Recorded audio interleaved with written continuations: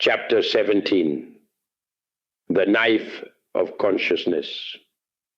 Some psychologists symbolically represent the consciousness as a knife very capable to separate us from that which we have stuck on and is extracting strength from us. Such psychologists believe that the only way to escape from the power of this or that I is to observe it every time more clearly, with the purpose of comprehending it in order to become conscious of it. Those people believe that thus one eventually separates from this or that I, even if only by the thickness of a knife's edge. In this way, they say, the I separated by the consciousness resembles a cut-off plant. Making ourselves conscious of any I, according to them, means separating it from our psyche and condemning it to death. Unquestionably, such concept, apparently very convincing, fails in practice.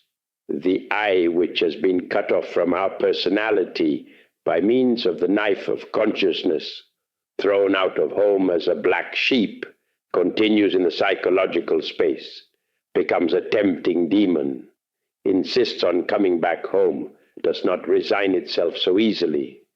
In no way does it want to eat the bitter bread of banishment. It seeks an opportunity, and at the slightest drop of guard accommodates again within our psyche.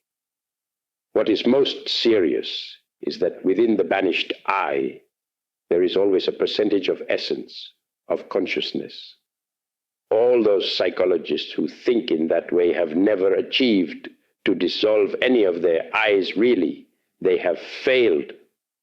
No matter how hard anybody may try to evade the question of the Kundalini, the problem is very grave.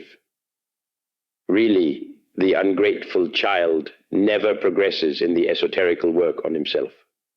Obviously, ungrateful child is everyone who neglects Isis, our particular individual cosmic divine mother. Isis is one of the autonomous parts of our own being. Though derived, she is the igneous serpent of our magical powers, the Kundalini. Ostensibly, only Isis has absolute power to disintegrate any I. This is irrefutable, indisputable, incontrovertible. Kundalini is a compound word. Kunda comes to remind us of the abominable organ Kundartiguator. Laini is an Atlantean term, which means end.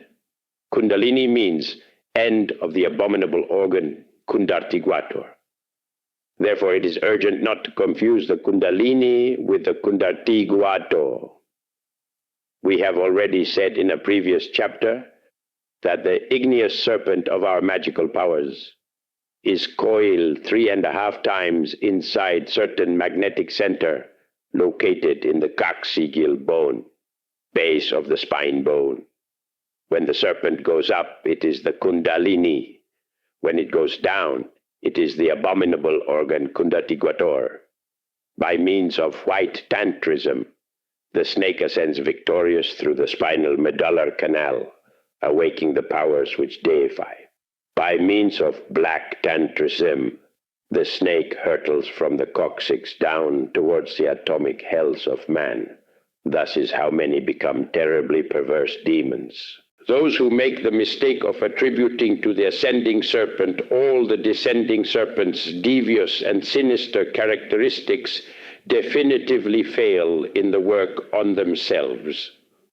The bad consequences of the abominable organ Kundartiguator can only be annihilated with the Kundalini.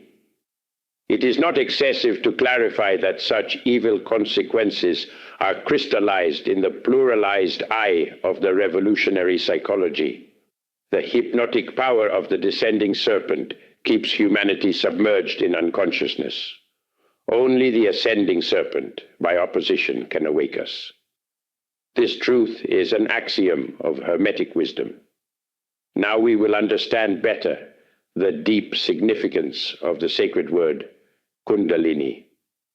Conscious will is always represented by the sacred woman Mary, Isis, who crushes the descending serpent's head.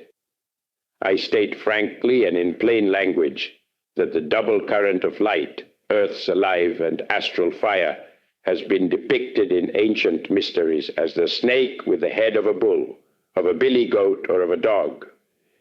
It is the double serpent in Mercury's caduceus. It is the tempting serpent in Eden. But it is also, without the slightest doubt, the copper serpent of Moses, entwined in the tayu, that is to say, in the generating lingam. It is the billy goat of the Sabbath, and the Baphomet of Gnostic Templars, the Hyel of universal Gnosticism, the double tail of snake, which forms the legs of the solar cockerel of Abraxas. In the black lingam, inserted in the metallic yoni, symbols of the god Shiva, the Hindu divinity, is the secret key for awaking and developing the ascending serpent, or Kundalini. Under the condition of never in life spilling the vessel of Hermes Trismegistus, the thrice great god, ibis of thought. We have talked between the lines for those who may know how to understand. Whoever has understanding, let him understand, for herein lies wisdom. Black tantrists are different. They awake and develop the abominable organ, Kandati Gwater, the tempting serpent in Eden, when they commit in their rites the unforgivable crime of spilling the sacred wine.